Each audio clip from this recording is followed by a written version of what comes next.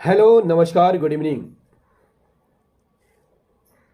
एक बार फिर से बहुत बहुत स्वागत करता हूं आप सभी का जीएस फाउंडेशन यूट्यूब चैनल पर। दोस्तों, जैसा कि आपको मालूम होना चाहिए कि इस चैनल पर आपको रोटेशन वाइज वीडियो मिलती है, जिसमें आपको मिलता है history, geography, polity, economics, science और जनरल स्टडी के वीडियो। आज के सेशन में हम करने वाले हैं इकोनॉमिक्स की क्लास।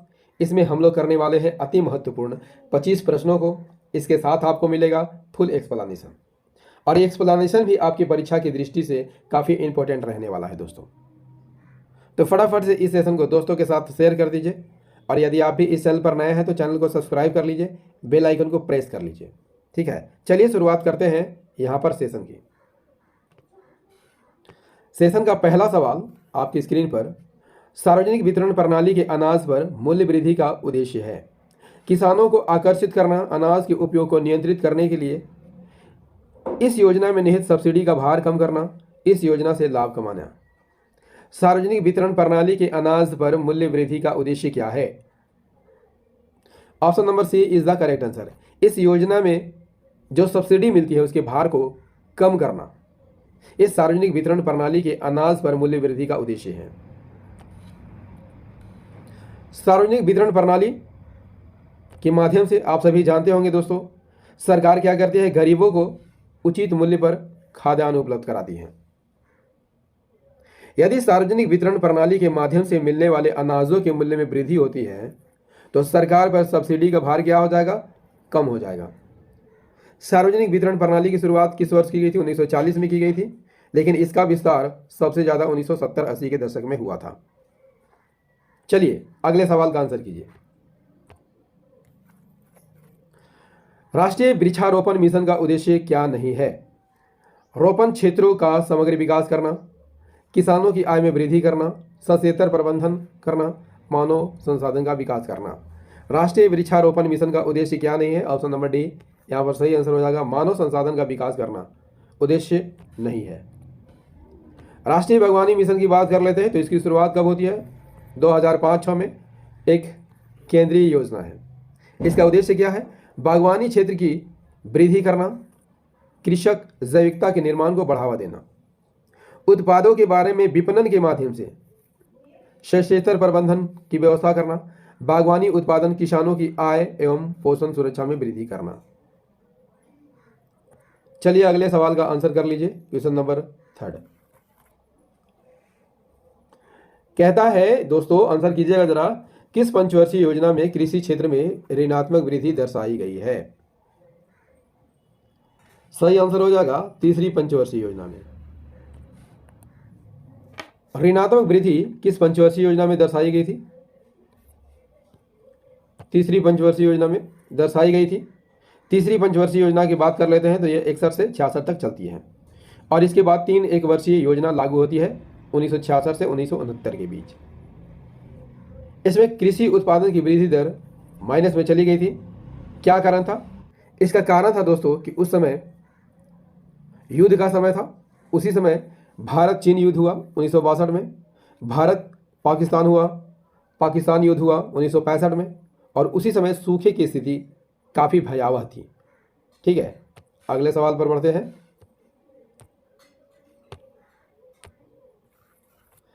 नेशनल हॉर्टिकल्चर मिशन किस पंचवर्षीय योजना में शुरू हुआ था? नेशनल हॉर्टिकल्चर मिशन किस पंचवर्षीय योजना में शुरू हुआ था? सही आंसर हो जाएगा दोस्तों, 10वीं पंचवर्षीय योजना में शुरू हुआ था। राष्ट्रीय हॉर्टिकल्चर मिशन एक केंद्र प्रायोजित योजना है, शुरू हुआ था 2005 में 10वीं पंचवर्षीय योजना के दौरान। इसका उद्देश्य क्या था? भारत में बागवानी क्षेत्र का समग्र विकास करना और उत्पादन बढ़ाना। चलिए अगले सवाल का आंसर कीजिए। क्वेश्चन नंबर 5, ऑपरेशन ग्रीन का उद्देश्य क्या है? ऑपरेशन ग्रीन का उद्देश्य क्या है? ऑप्शन नंबर ए यहाँ पर सही आंसर हो जाएगा, टमाटर, प्याज और आलू के मूल्य का नियंत्रण। ऑपरेशन ग्रीन की शुरुआत कब की गई थी? 2018-19 में, टमाटर, प्याज और आलू के भाव को स्थिर रखने के लिए। उद्देश्य क्या है? किसानों की अनाज का सही कीमत प्राप्त हो और ग्राहकों को भी उपयुक्त कीमत पर उत्पाद प्राप्त हो। इसके लिए 500 करोड़ रुपए का प्रावधान किया गया था। क्वेश्चन नंबर 6, प्रधानमंत्री किसान संपदा योजना किससे संबंधित है?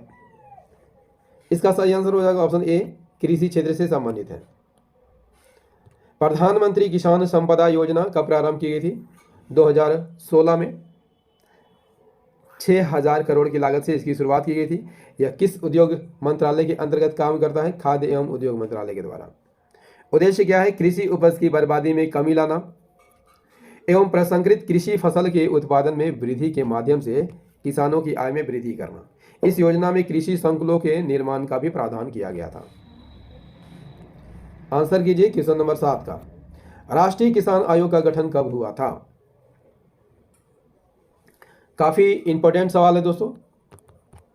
राष्ट्रीय किसान आयोग का गठन किस वर्ष किया गया था? सही आंसर हो जाएगा ऑप्शन नंबर सी, 2004 में किया गया था। राष्ट्रीय किसान आयोग का गठन किस वर्ष किया गया था? 2004 में। किसकी अध्यक्षता में यह गठित की गई थी? वैज्ञानिक एमएस स्वामीनाथन की अध्यक्षता में। मुख्यालय कहाँ है? नई दिल्ली में है और इसका उद्देश्य किसानों की सुरक्षा करना है। क्वेश्चन नंबर 8 का आंसर कीजिए। वर्तमान में भारत का सबसे बड़ा कपड़ा उद्योग केंद्रित है। कहाँ पर केंद्रित है? फटाफट से आंसर करते रहिए। ऑप्शन नंबर सी यहाँ पर सही आंसर हो जाएगा, मुंबई में केंद्रित है।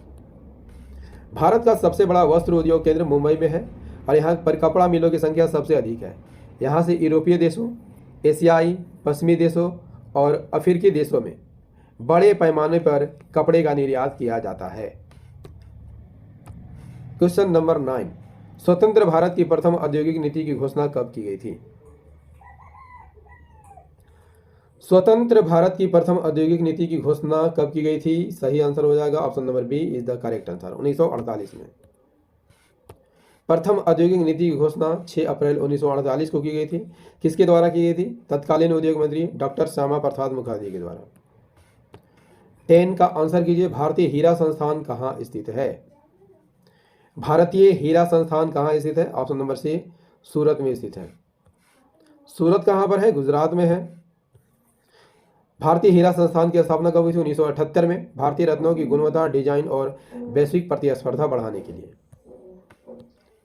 क्वेश्चन नंबर 11, भिलाई स्टील किस क्षेत्र से संबंधित है? सार्वजनिक, निजी, सहयोगी, सार्वजनिक, निजी, संयुक्त।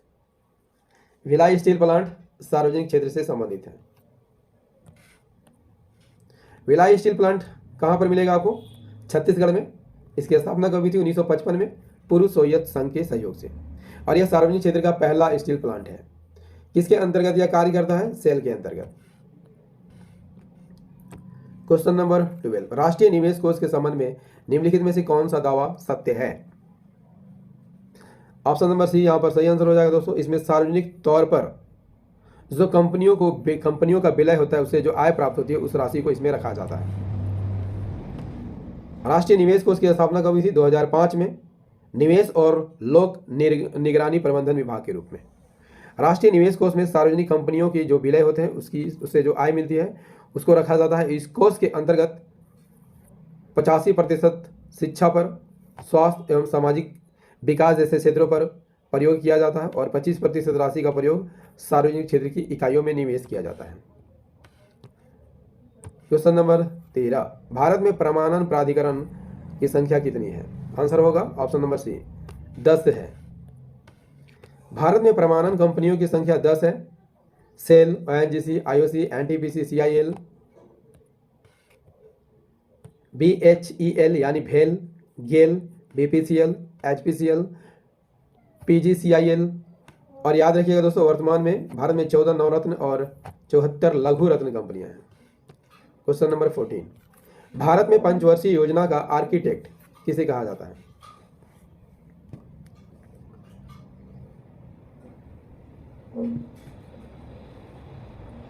भारत में पंचवर्षीय योजना का आर्किटेक्ट किसे कहा जाता है? ऑप्शन नंबर सी सही आंसर हो जाएगा, प्रशांत चंद्र महालनोबिस को कहा जाता है, यानी पीसी महालनोबिस को कहा जाता है। भारत में पंचवर्षीय योजना का आर्किटेक्ट पीसी महालनोबिस, वे एक प्रसिद्ध भारतीय वैज्ञानिक और सांख्यिकीविद थे। और उनका पूरा नाम क्या था? प्रशांत चंद्र महालनोबिस। 15वें वित्त आयोग का अध्यक्ष कौन है? 15वें वित्त आयोग के अध्यक्ष कौन है? एन.के. सिंह है। 15वें वित्त आयोग के अध्यक्ष एन.के. सिंह होते हैं। इन्हें रिपोर्ट 2025 में देना था, लेकिन अब इसके द्वारा 2 रिपोर्ट प्रस्तुत किए जाएंगे। पहली रिपोर्ट 2020-21 के लिए और दूसरी रिपोर्ट 21 से 26 के लिए। Question number 16, very very important question है दोस्तों। वैट पहली बार कहां पर लागू किया गया था? आंसर कीजिएगा जरा दोस्तों। कहां पर लागू किया गया था? फ्रांस में लागू किया गया था। वैट को कब लागू किया गया था? 10 अप्रैल 1954 को। कहां पर? फ्रांस में। भारत में 1 अप्रैल 2005 में इसे लागू किया गया था, लेकिन 1 जुलाई 2017 का जीएसटी की स्थापना होती है। ठीक है, जीएसटी लागू होती है और इसी में वैट को समाहित कर दिया जाता है। क्वेश्चन नंबर 17, दोस्तों सेशन कैसा लग रहा है कमेंट करके जरूर बताइएगा। यदि सेशन पसंद आ रहा हो तो इसे लाइक कर दीजिएगा, दोस्तों के साथ शेयर कर दीजिएगा, और यदि आप ही इस चैनल पर नए हैं तो चैनल को सब्सक्राइब करके बेल आइकन को जरूर प्रेस कर लीजिएगा। ठीक है। क्वेश्चन नंबर 17, कौन सा निकाय निर्धारित करता है कि संघ के कर में राज्य का हिस्सा किस प्रकार होगा? कौन सा निकाय यह निर्धारित करेगा कि संघ के कर में राज्य का हिस्सा किस प्रकार होगा? वित्त आयोग। Answer is the option A. वित्त आयोग का गठन किस अनुच्छेद के अंतर्गत किया जाता है? अनुच्छेद 80 के अंतर्गत किया जाता है। यह एक संवैधानिक निकाय है।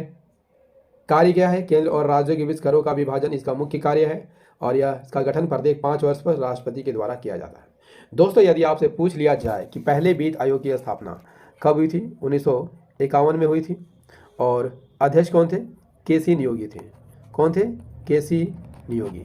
Clear. Question number 18, National Research Centre for Women in Agriculture कहां पर है? आंसर कीजिएगा जरा। सही आंसर होगा भुवनेश्वर में है। National Research Centre for Women in Agriculture कहां पर है? भुवनेश्वर में है। इसकी स्थापना अप्रैल 1996 में हुई थी। नेक्स्ट क्वेश्चन, भारत में बीमा क्षेत्रों को कौन विनियमित करते हैं? कंट्रोल कौन करते हैं? सही आंसर हो जाएगा IRDA, Indian regulatory and development authority. भारतीय बीमा नियामक और विकास प्राधिकरण बीमा क्षेत्र की सर्वोच्च संस्था है। इसकी स्थापना कब हुई थी? 1999 में इसकी स्थापना हुई थी। मुख्यालय इसका कहाँ पर है? हैदराबाद में, और यह संसद के अधिनियम के माध्यम से स्थापित की गई थी। क्वेश्चन नंबर 20 का आंसर कीजिए दोस्तों। सेशन कैसा लग रहा है कमेंट करके जरूर बताइएगा। न्यूयॉर्क स्टॉक एक्सचेंज में सूचीबद्ध होने वाली भारत की पहली सरकारी कंपनी कौन है? तो सरकारी कंपनी कौन है दोस्तों? ऑप्शन नंबर ए, विदेश संचार निगम लिमिटेड यानी BSNL। न्यूयॉर्क स्टॉक एक्सचेंज में सूचीबद्ध भारत की पहली सार्वजनिक कंपनी विदेश संचार निगम लिमिटेड। डिजिटलीकरण की दृष्टि से यह विश्व का सबसे बड़ा स्टॉक मार्केट है। नास्डैक में सूचीबद्ध होने वाली भारत की पहली कंपनी कौन है? Very very important question for your exam. Answer is the option number D, Infosys. Infosys Nasdaq में सूचीबद्ध होने वाली पहली भारतीय कंपनी है। इसकी स्थापना कब हुई थी? 1999 में, और नास्डैक एक अमेरिकी स्टॉक एक्सचेंज है। तरलता अधिमान का क्या अर्थ है दोस्तों? आंसर कीजिएगा जरा। तरलता अधिमान का क्या अर्थ है? Option number B is the correct answer. That is लोगों द्वारा मुद्रा की मांग को तरलता अधिमान के रूप में देखा जाता है। लोगों द्वारा मुद्रा की मांगों को तरलता अधिमान कहते हैं। क्वेश्चन नंबर 23, भारत में किसकी एक निश्चित नीति निर्धारित करती है? भारत में